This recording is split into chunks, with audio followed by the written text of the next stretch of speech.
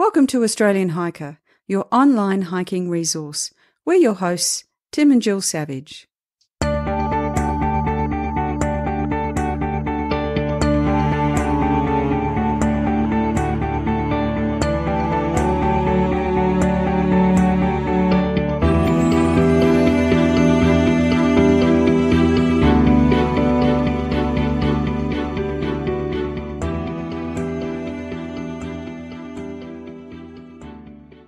This is episode 117 of the Australian Hiker podcast. And in today's episode, we're going to be talking about our upcoming long-distance trip for the year, and that's on the Hume and Hovell Track, following in the footsteps of the explorers. In today's episode, we're going to be providing a bit of history of the Hume and Hovell trip, some logistical information about the track itself, and we're going to talk specifically about our upcoming trip and what we're expecting to get out of it. We hope you enjoy.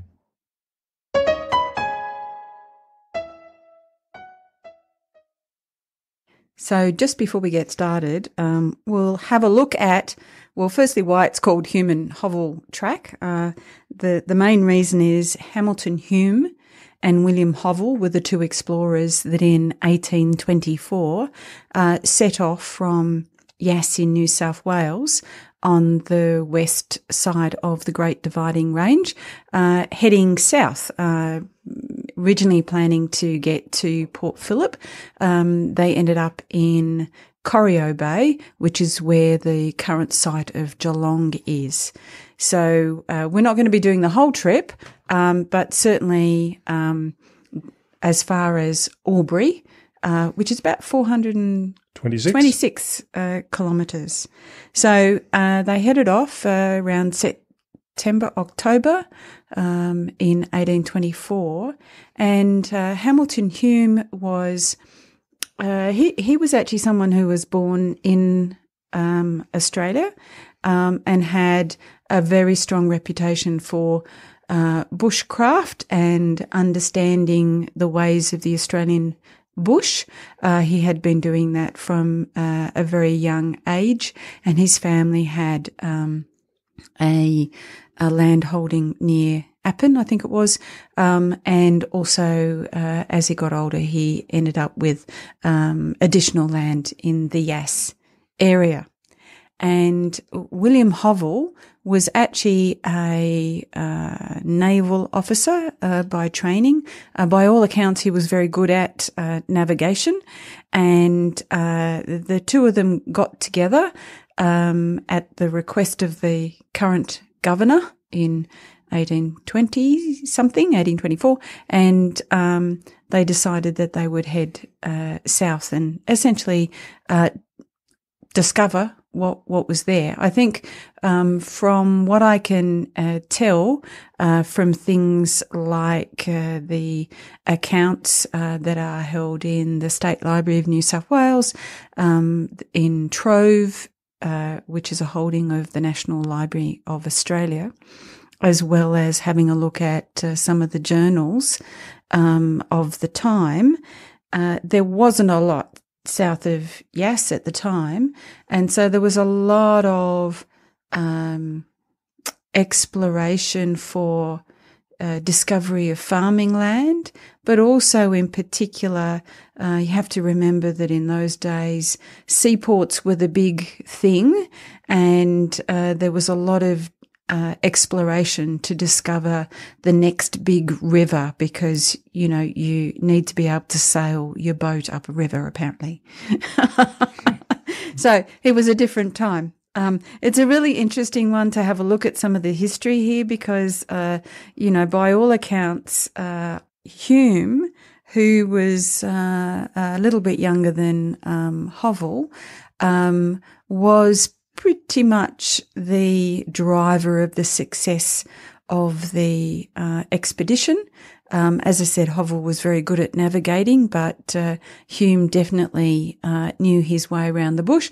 And it's really interesting to see some of the journals where there's some subtle references to the parties going separate ways. I think that's code for the fact that they couldn't agree to go one way, so they decided to go two different ways. And there's some accounts where Hovell came back to where Hume was because he realised he was wrong. I'm sure we've all had that experience. So it's a really interesting story. I did say to Tim that I was quite keen to do one of these exploratory trips, hikes, or following the footsteps, but I didn't want to do one where people had died along the way, and I don't believe that was the case. I think they might have lost a few cows and a couple of dogs, but that was probably it. Okay, now let's talk a bit about the track itself. So the idea of a walking track that followed the route of the 1824 Hume and Hovell expedition arose in the Wagga office of the then Department of Lands in the late 1970s. And this was the stage, and in fact, this would have been one of the really early long-distance trips at that point. It took a number of years before the proposed track was actually opened. And in fact, it wasn't until November 1988, in the bicentenary year, when money was being dished out to doing all sorts of infrastructure and recreational activities, that this track actually managed to come to fruition. At that stage, the proposed track was to go from, and you'll have to forgive my pronunciation here, Woolabadilla, which was Hume's outstation near Gunning, and also the starting point for the expedition, and finish at the Hovell Tree at the banks of the Murray River at Albury. So this was around this wasn't the completion of their trip, but it was the end point, and also marked the state line as well. Due to various construction difficulties, shortage of funds, the track was built from Wee Jasper to Wollongama on the Hume Highway, and at this stage, when it was opened, it was only 316 kilometres long. Since then, the track has been extended to go from Yass, which is the northern trailhead, and Albury at the south on the New South Wales Victorian border, and as Gill said, for a total distance of 426 kilometres. I think the thing that I'd probably say about this track is it's probably one of Australia's lesser known long distance tracks. People know the Bibbulmun, they know the Hyson, they know Larapinta and the Overland Track, they know the Australian Alps walking track. But as far as a long-distance hike is concerned, if you name someone who's not a real enthusiast, it's probably not a track that's going to come to mind. What I'm finding really funny is that I have to clarify and make it clear for people that I'm not going to be walking down the Hume Highway. I don't know why that's kind of the first question people have. It's like, oh, that's a weird walk, isn't it? Yeah. But I think the thing is that part of the reason for this track being not as well known is for logistical issues associated with it, and I'll talk about those in a few minutes' time. This track has a total of 17 campsites along the way, and in most cases these really are just shelters over a table. They're not actually camping structures like you'd expect on a number of trails like the Bibbulmun Track or the Overland Track. They are in the process of upgrading the track, and this will take a number of years, and putting some sleeping shelters in there, but this is not going to happen in a hurry. There's numerous boardwalks, 3 major bridges over significant rivers, and in total there's 100 bridges in total, and a lot of these are fairly small ones over small creeks and things that really aren't accessible any other way. The track does receive regular maintenance. However, like a lot of these sort of trails, it tends to be in the warmer months of the year. So coming out of wintertime, there's an expectation there's going to be a lot of tree fall on the trails, and you have to work your way around some of these areas. It was something that I expect on the Australian Alps walking track and some of the more treed areas, and something which I certainly came across on the Bibbulmun Track last year as well. Now, the track was designed to follow Hume and Hovell's trip as far as possible. And in most cases, it's less than 5 kilometres from where the explorers actually trod.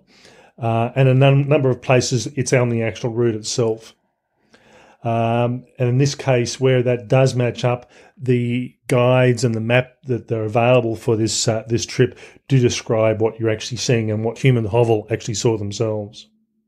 The trip, to a great extent, is on forestry trail and fire service roads, and also half the track is on constructed foot tracks. So in an effort to minimise the costs, they try to minimise the amount of physical track they had to generate. And again, this is another infrastructure plan in the process where they're trying to minimise the amount of forestry trails and fire trails that you're actually walking along. So I think one thing I probably would say about this track, it's not a wilderness trail. It's probably more a historic trail. You're going through farmland, you're going through some natural bushland, you're going through forestry trail, you are going through a number of national parks, but it's not going to be the sort of thing where you're in the middle of nowhere for a multi-week period.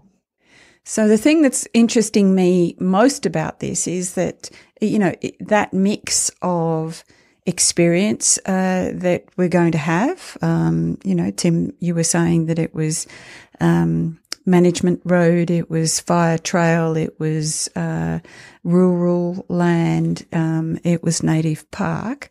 The thing that interests me and why I'm delving into the journals of Hume and Hovell that were written as part of their trip in 1824 is to be able to recognise what they saw versus what we're now seeing, having, an appreciation of the impact that we've had, but also I think, getting a sense of maybe there are some places where we haven't had an impact. The track itself is marked by a logo, and if you go to the have a look at the show notes, we've used the trail logo as a cover shot for this podcast, and it's designed in the form of two stylized human figures that represent Hume and Hovell. I must admit, I see this and think all I can think of is two pensioners going for a walk. I was just going to say that. I think they try hard, but I don't know. I don't think they were that old when they did this, but yeah. But the photos that you see of them, they're pretty old. But I think that's probably post exploration. Yeah, I think, as I said, this was one of the first trails designed in Australia, and whereas a lot of trails. Larapinta's a good example here. They just use blue arrows. In this case, they've tried to be artistic. And, for something that was opened in 1988, it was probably a pretty good logo at the time. But I must admit, I just have a bit of a laugh when I see the logo. So, well, we shouldn't say that. They put a lot of effort and a lot of heart into this, Tim. But they are recognisable, and I think that's the main thing, that these logos are present where changes in direction occur. And there are also some interpretive signage when there's something of historical significance or interest along the trail as well. There are actually GPX files which you can download off the Hume and Hovell website, and we'll put the link to that website on the show notes. There is also a series of maps which go through and provide, they're done in sections that provide you the information that you need to get from one section to the other. One thing that is a bit different from when Hume and Hovell did their trip in 1824 is there's now a number of dams in the way. So we're actually going to be starting at Yass, the northern end, and within 3 days we come across Burrinjuck Dam, and we will be getting a boat across the dam, which is part of the trip itself. It's either that or swim, or walk around 25 k's. Yeah, and then you can actually decide to do this by walking around the dam itself, but you really need to decide that from day one. You can't get into a day and a half in and think, oh, look, I've changed my mind. You're going to end up having to backtrack. So if you go through and have a look at the maps that come with the map kit, there is the alternate walking route that takes you around Burrinjuck Dam itself. But in that case, it's going to be a slightly different trip. And that gets us into some of the logistics of this trip as well. Yeah, so logistics-wise, as I said, 426 kilometres. We've decided to do this in 19 days, which averages us around about 22 kilometres a day. Our shortest day, which is actually the second day of the trip, is about 8 kilometres. The longest day is around about 32, 33 kilometres. But as I said, we'll average around about 22 kilometres overall. So not a overly strenuous sort of trip as such, but certainly a fairly constant sort of pace all the way through. The biggest decision for us about deciding whether to go north and whether to go south, Gill wanted to go south mainly from a historic perspective, that we're following more closely in the footsteps of Hume and Hovell. For me, I always tend to like walking home. So that's uphill. Sorry, I'm just kidding. So from my perspective, had I been doing this solo, I probably would have done it the other way. But that's just purely a personal preference. One of the issues for us is we're starting this walk on Saturday, the 31st of August. And we the boat operator who runs the boat across Burrinjuck Dam is just coming back from holidays, and certainly timing-wise, normally he runs the boats only a couple of days a week. So it just made sense that we could get there on a specific day, whereas coming south, if we're going faster or slower, we'd have to be thinking about when we get to Burrinjuck and when we contact to get the boat trip across the dam, heading up Burrinjuck rather than down. So it just made things a bit easier heading from Yass, heading south. Now, I mentioned before that this track is probably not as well known, and that's because of logistical issues. And really, with this the track, it starts in Yass and finishes in Albury, or the other way around. There is only one other town stop, if you like, and that's Wee Jasper, which is not a particularly big town. It's not a major township at all. I guess it's a town. It is. So, but as far as a resupply town or anything else like that, really there's not a lot of options. So what people tend to do on this trip is they cache food. And what that means for people that don't know is you put your food into a sealed plastic container so the animals don't get at it. You wander off into the bush at 100 or 200 metres and hide your container of food that's well labelled and well marked so people know who it belongs to and when they expect people to come through and collect it. And you need to come through and find it on the way back through. So before we actually commence walking, we actually need to do a drive down and do 2 food caches. And we are doing 2 food drops. And I pretty much decided where that's going to be. We might not share that at this minute. We might not share that until after the trip. So it's the sort of thing that for a lot of hikers, if you go through the Gill and Track like I did last year, you went through a number of towns. Resupply was relatively easy. It made things, you were going through at least every 7 days, if not less than that. You were going through a town and able to get food as you went. In this case, you have to factor that in and work out how long it's going to take you to get to a particular location and place the food where you think it needs to be. Yeah, I guess there were different logistical things with Bibbulmun. So the post packs that are sent over, there was a timing issue in terms of, how long it would take them to get there in time for Tim to pick them up. And not be, sitting around for weeks on end. And then good old Australia Post, the cost of getting them there was almost passed out the first time. I think I did it the slow route the second time because it was just outrageously expensive. So our local post office did pretty well out of that trip, I think. So, as I said, if it's logistically, it's a bit harder for most people. And my plan is next year that I'm actually going to be doing the Australian Alps walking track. And it's going to be a similar sort of situation where you need to cache food. And this, I suppose, is a bit of a practice run for that one, because this trip's actually a slightly shorter trip. The other thing with this trip as well is we'll be spending 2 nights in the caravan parks, one towards the southern end of the track in the last few days, and one at Burrinjuck the day before we cross Burrinjuck Dam. But otherwise, we're going to be tenting it the entire way. There is the possibility to walk off track to some towns, but in most cases, the distance required, I would prefer to stay in a tent than walk an extra 10 kilometres each way to get back on the track and back again. And I think that's what most people tend to do.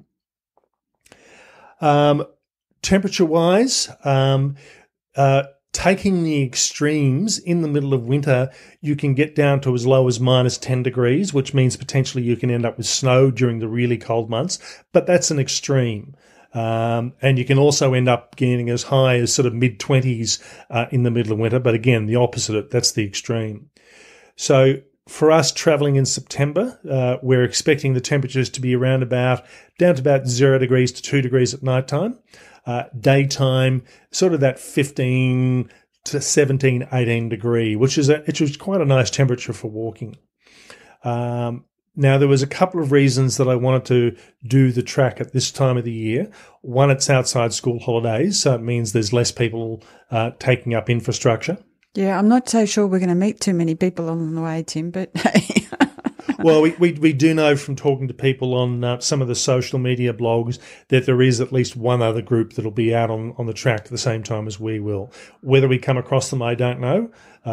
If they're following behind us or ahead of us, we may not see them. If they're coming the other direction, we'll certainly come across them at some point. So say hello to us if you happen to be out on the track at that time.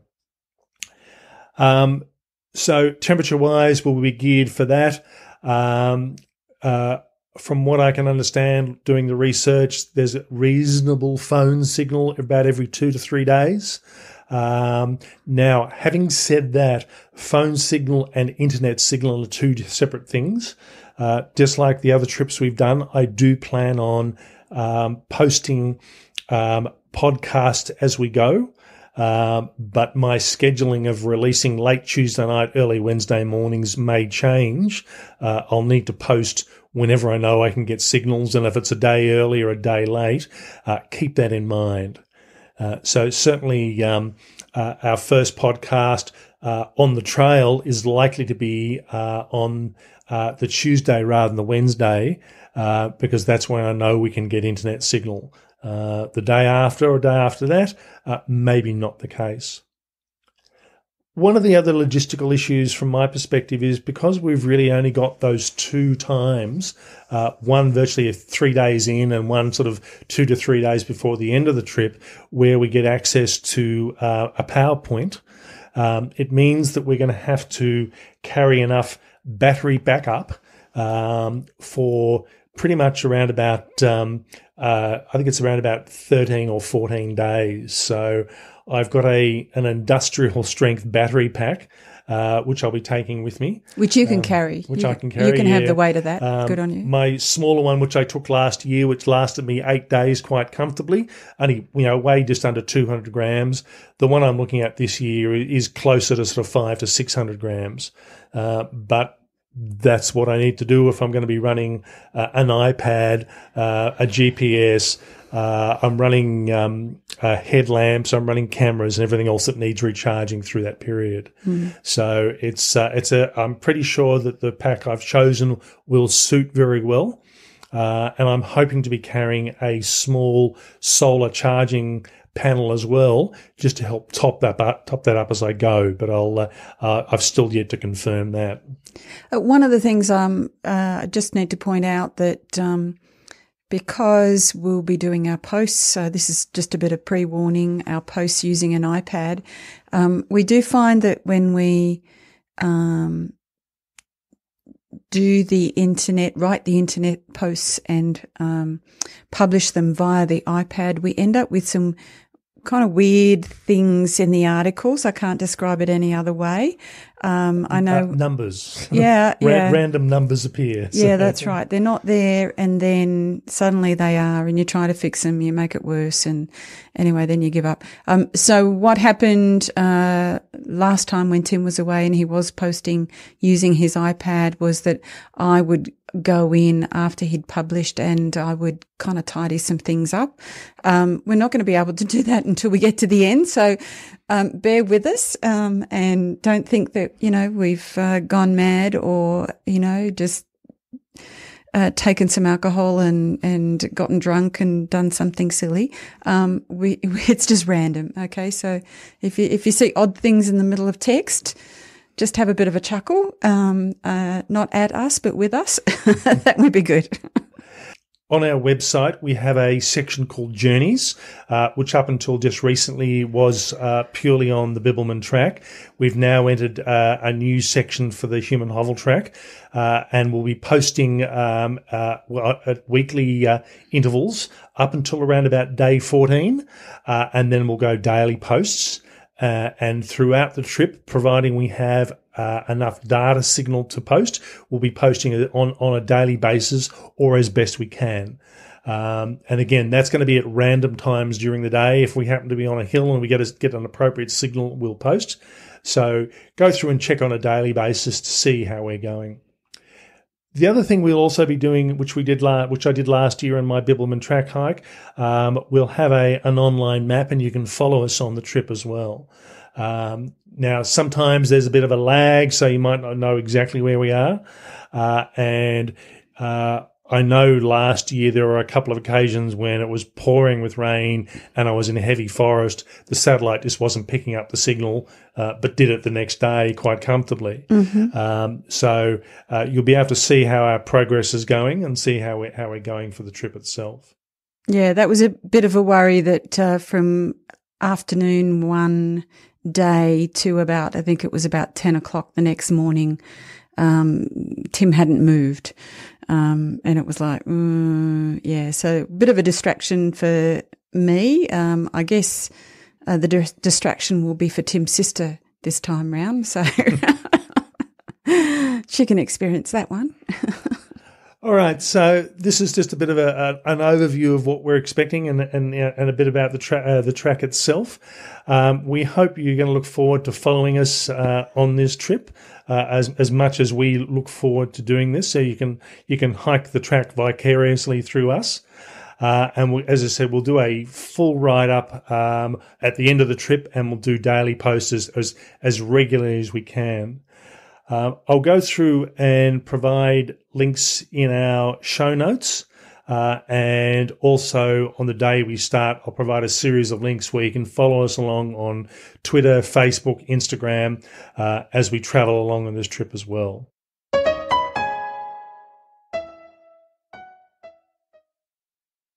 Next week's episode, back to our normal episode, which is Zen and the Art of Hiking. And this is a bit more of a cerebral view about why we hike and the things we get out of the hike from a mental standpoint. One other thing I just wanted to let people know as well is we have a series of upcoming interviews over the next few months that we'll be recording. And this is from hikers that listen to us who have done some pretty amazing trips or about to start some pretty amazing trips. We're also hoping to get in contact with Lucy Barnard again over the next couple of months as she comes towards the end of her Peru section of her trip. So on that basis, we'll actually be publishing weekly between now and the end of the year. So you'll get an extra boost out of the Australian Hiker podcast over the coming months leading into the end of December. We hope you've enjoyed this episode. That's all for me. Bye for now. And bye from me.